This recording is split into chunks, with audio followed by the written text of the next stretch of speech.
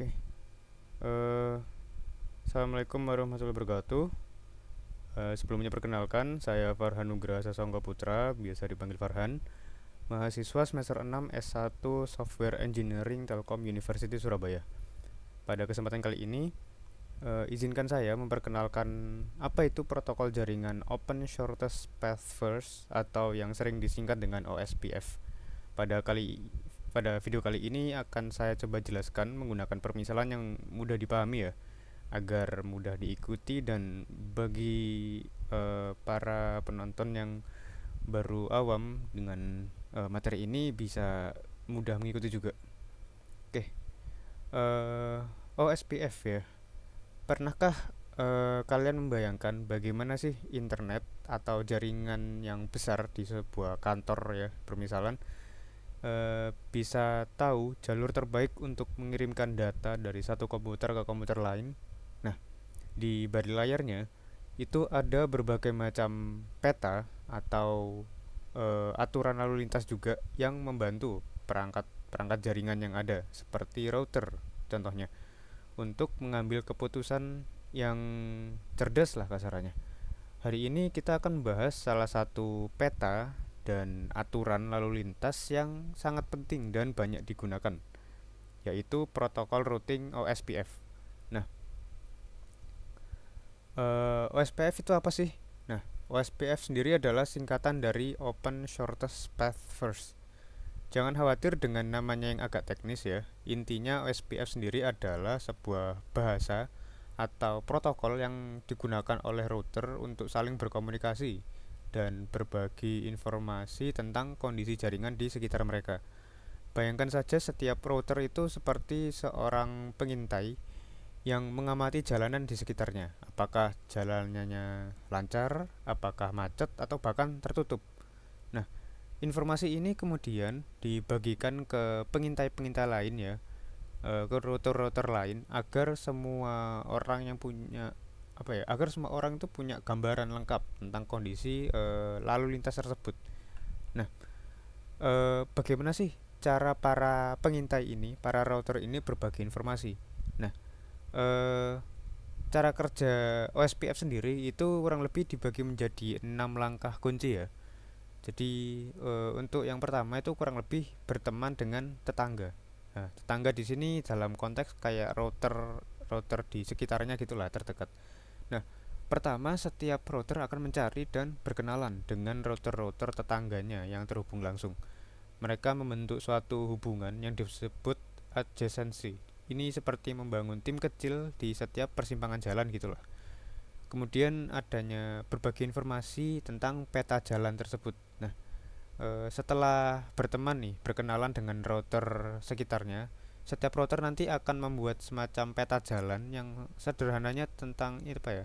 Tentang dirinya sendiri dan jalan-jalan atau link yang terhubung dengannya, termasuk kondisi jalan tersebut.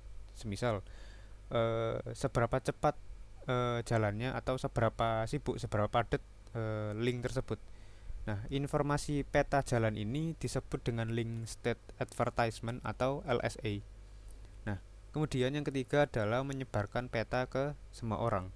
Nah, router-router tadi kemudian akan menyebarkan LSA ini ke semua router-router lain di area jaringan yang sama. Proses penyebaran ini seperti kayak nyebarin pengumuman penting ke seluruh kota. Setiap router akan menerima salinan informasi dari semua router yang lain. Nah, kemudian dilanjut dengan membangun peta yang lengkap. Nah, dengan semua informasi LSA yang diterima, setiap router nanti akan memiliki peta lengkap dari seluruh area jaringan. Mereka tahu semua routernya dan semua jalur penghubungnya beserta kondisi tiap jalur tersebut. Nah, jadi semua router yang ada itu udah tahu link masing-masing ya, mana yang sibuk, mana yang pendek, mana yang cepat, mana yang tertutup dan lain sebagainya lah. Nah, kemudian dilanjut dengan pencarian jalur terpendek. Nah, dengan peta-peta lengkap ini setiap router nanti akan menggunakan algoritma yang pintar ya, dinamakan Dijkstra ya.